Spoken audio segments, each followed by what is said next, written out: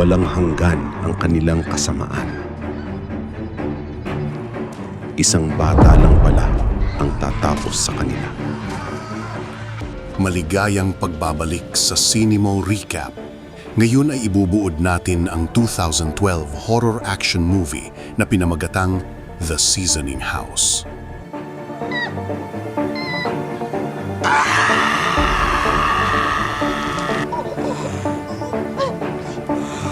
Nagsimula ang pelikula sa isang nakakakilabot na tagpo. Isang batang babae ang gumagapang palabas mula sa isang madilim na vent. Pagkalabas niya, nasilayan niya ang nakakatindig balahibong eksena. Mga lalaking walang awang nananakit at umaabuso sa mga babae. Sa paligid, may mga kalalakihang nagsisigarilyo ng weed, umiinom ng alak at nagdudroga na parang wala nang pakialam sa mundo. Kasunod nito, bumalik ang pelikula sa nakaraan at unti-unting ibinunyag ang kwento ng bata. Isa siyang batang kabilang sa isang pamilyang may 4 na miyembro. Ngulit nasira ang kanilang tahanan nang iwan sila ng kanyang ama dahil sa walang katapusang away nila ng kanyang ina. Hindi nagtagal, sumiklab ang isang digmaan. Dumating ang mga sundalo at walang habas na pumatay ng mga tao. Hindi lang iyon, dinakip nila ang mga kabataang babae at ipinagbili sa isang lalaking nagngangalang Victor, isang halimaw na may negosyo ng prostitusyon. Isa ang batang babae sa mga batang iyon. Sa harap mismo niya, pinaslang ng militar ang kanyang ina at tinangay ang kanyang kapatid. Ang mga sundalong iyon ay pumupunta sa brothel ni Victor ng libre, habang ang ibang lalaki ay kailangang magbayad. Sa susunod na eksena, nakatayo ang mga babae sa harapan ni Victor. Malamig ang kanyang tinig nang sabihin niyang dapat nilang kalimutan ang kanilang nakaraan dahil mula ngayon wala na silang pagkakataong makalabas pa. Sinumang magtatangkang tumakas ay mamamatay. At para patunayan ito, tinawag niya ang isang babae at walang pag-aalinlangan niyang sinaksak sa leeg gamit ang kutsilyo. Bumagsak itong duguhan at namatay. Ang lahat ng iba pang babae ay napuno ng sindak at hagulgol. Doon napansin ni Victor si Angel. Isang kakaibang birthmark sa kanyang mukha ang dahilan kaya't hindi siya isinama sa prostitusyon. Sa halip, ginawa niya itong kanyang tauhan. Noon din natin nalaman na ang bata ay bingi at pipi. Ikinalaga siya ni Victor bilang tagapag-alaga ng brothel. Nililinis at inaayos ang mga babae bago dumating ang mga customer. Naglalagay ng makeup at nagtuturok ng droga upang hindi na makapanakit ang mga ito sa mga bumibili sa kanila. Si Victor mismo ang nagpangalan sa kanya bilang si Angel dahil sa Angel na kwintas niya. Siya mismo ang nagturo kay Angel kung paano magturok ng gamot sa mga babae. Sa gabi, palihim na binubuksan ni Angel ang vent ng kanyang kwarto. Doon siya dumadaan upang makapunta sa ibang silid, kadalasan sa banyo, habang naghahanap ng paraan upang makatakas.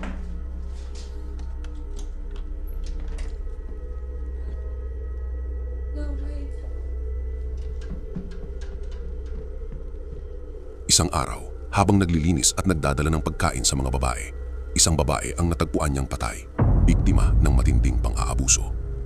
Bigla na lamang dumating ang isang lalaki at kinaladkad ang bangkay na parang basura. Isa palang karaniwang eksena iyon sa lugar na iyon. Dito, ang mga babae ay pinagsasamantalahan na parang mga hayop.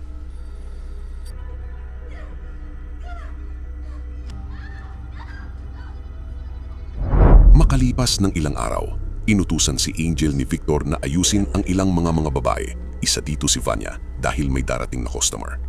Napansin ni Vanya na si Angel ay bingi, subalit pinilit pa rin niya itong kausapin gamit ang sign language at naalala niyang ang kanyang ama.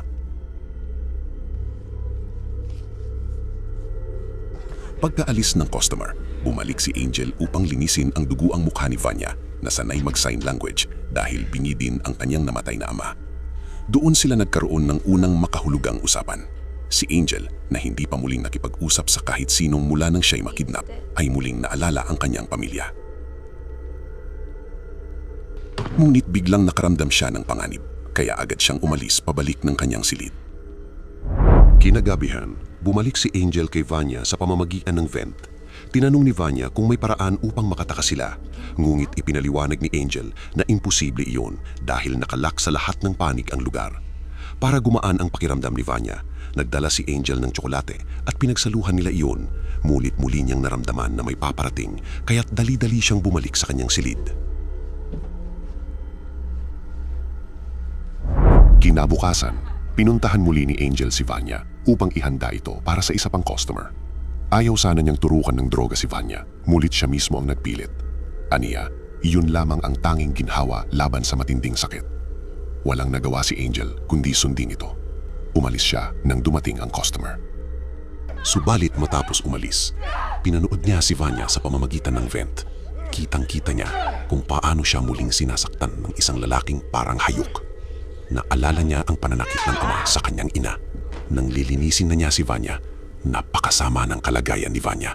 Nabali ang kanyang balakang dahil sa sobrang pang-aabuso. Dumating si Victor at sinabing may dagdag na bayad ang customer kaya brutal siya. Tinawag ni Victor ang isang doktor. Naggalit ang doktor at nakipagtalo kay Victor. Subalit tinakpan ito ng pera at pinilit siyang magpatuloy sa paggamot. Kinagabihan, bumalik si Angel sa kwarto ni Vanya. Nagmadali siyang pumasok sa vent nang may marinig na paparating. Nagkunwari siyang nanggaling sa banyo nang pinatawag siya ni Victor sa kanyang kwarto. Ibinigay niya rito ang isang master key na kayang magbukas ng kahit anong pintuan sa gusali. Malamig ang kanyang mga salita. Kung gusto mo, maaari kang tumakas. Pero alam kong hindi mo ako iiwan dahil mahal mo ako. Kinabukasan, bumalik si Angel kay Vanya para dalhan ng gamot. Ngulit lubhang nang hihina na si Vanya at nagmakaawa na gusto na niyang makalaya. Naging emosyonal silang dalawa. Biglang dumating si Alexander at pinilit si Angel na iturok ang gamot. Hindi niya magawa, kaya't itinago niya ito sa kanyang bulsa at mabilis na umalis. Sumunod na eksena, dumating ang mga sundalong pinamumunuan ni Goran, ang mismong leader na umatake sa bayan ni Angel. Kasama niya sina Joseph na kanyang kapatid, Marco, Rodovin at Ivan. Nakilala agad ni Goran si Angel. Tinanong niya si Victor kung bakit binubuhay pa niya ito. Sagot ni Victor, dahil mabuting bata siya at tagapag-alaga ng lugar. Pinapunta ni Goran ang kanyang mga tauhan sa mga babae para magpakasasa. Samantalang siya ay nakipag-usap kay Victor. Pinagbantaan ni Goran si Victor tungkol sa katapatan nito na nagpatuliro sa kanya. Pumasok si Ivan sa silid ni Vanya para siyang halimaw. Walang kaawa-awang inabuso niya si Vanya hanggang sa halos mawalan ng malay. Hindi na nakayanan ni Angel na panoorin ito mula sa vent, kaya't bumaba siya at sinaksak si Ivan gamit ang kutsilyo. Bumagsak ito sa sahig, ngunit hindi agad namatay. Paulit-ulit siyang inundayan ni Angel hanggang sa wakas ay binawian siya ng buhay.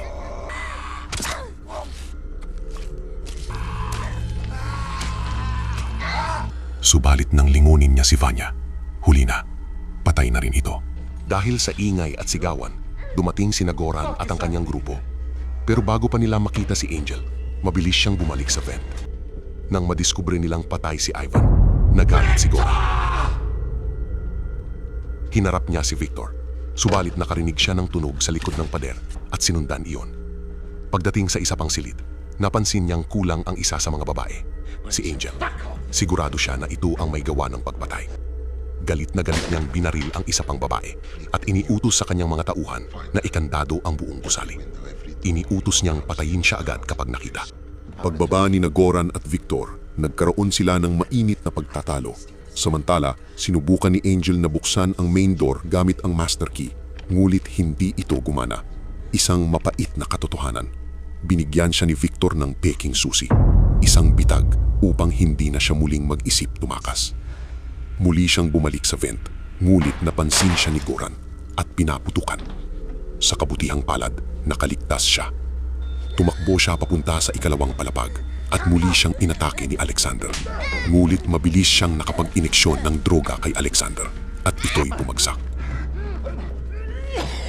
Narinig ni Goran ang kaguluhan at dumating sila. Hinila ni Goran ang paa ni Angel habang nasa vent siya. Ngunit sinipa siya nito at nakatakas. Ibinuntun ni Goran ang kanyang galit kay Victor. Pinapasok niya si Marco dahil ito ang pinakapayat upang habulin si Angel sa loob ng vent. Subalit, nabitiwan niya ang kanyang baril. At nang maabutan niya si Angel, pinukpok siya niya ng isang brick sa kanyang ulo. At doon siya namatay.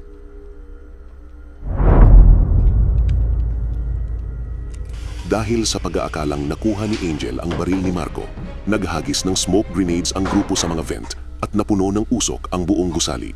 Sa kaguluhan, pinagbabaril ni Victor si Rodovin dahil galit siya sa kanila sa pagpatay sa kanyang mga babae at sa pagkasira ng gusali. Sa huli, sina Goran at Joseph na lang ang natira. Biglang dumating si Goran at sinabi ni Victor na si Angel ang pumatay kay Rodovin. Napansin ni Victor si Angel at hinayaan niyang makatakas. Ngunit biglang napansin ni Goran ang isang bukas na bintana. Dito pala tumakas si Angel. Mabilis siyang pinaputukan ni Goran, ngunit nakatakas siya papunta sa kagubatan. Hinabol siya ni Goran, Joseph at Victor. Habang nagtatakbuhan, naghiwa-hiwalay ang grupo. Nadapa si Angel at bumungad sa kanya ang nakakaawang tanawin. Mga nabubulok na bangkay ng mga babaeng namatay sa brothel. Tumakas siyang muli, ngulit nasundan siya ni Victor. Pinaniwalaan siya nitong hindi siya sasaktan at hiniling ang kanyang kutsilyo. Sa kanyang pag-asa, ibinigay ito ni Angel. Ngunit bigla siyang sinaktan ni Victor.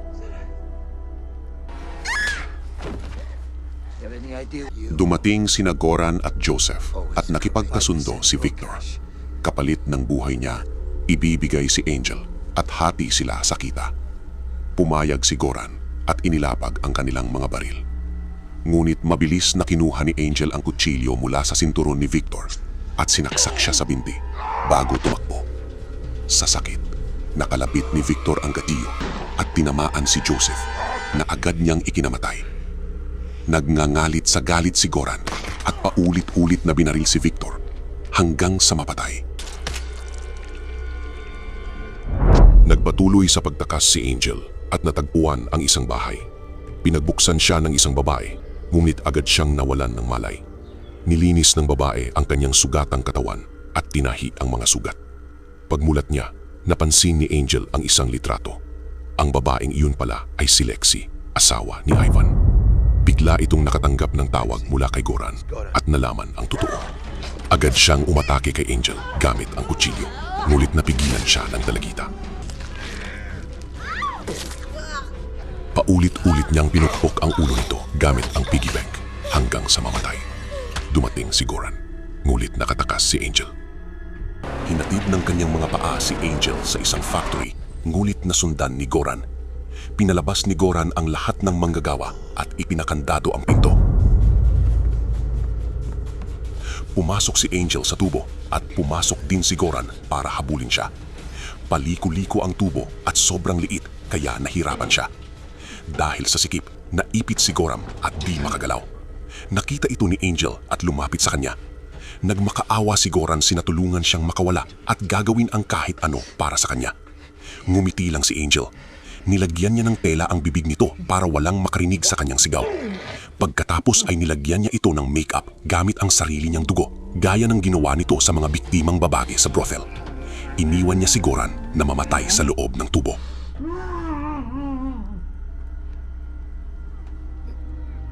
Sa kanyang pagtakas, nadapa siya sa harap ng isang matandang babae na nagdala sa kanya sa kanilang tahanan. Naroon ang kanyang asawa, ang parehong doktor na tinawag ni Victor upang gamutin si Vanya. Nakilala niya si Angel at dito nagtatapos ang pelikula. Ano ang masasabi mo sa pelikulang ito? Mag-iwan ng komento sa ibaba. At kung nagustuhan mo ang videong ito, mag-like at mag-subscribe para sa higit pang recaps. Hanggang sa muli.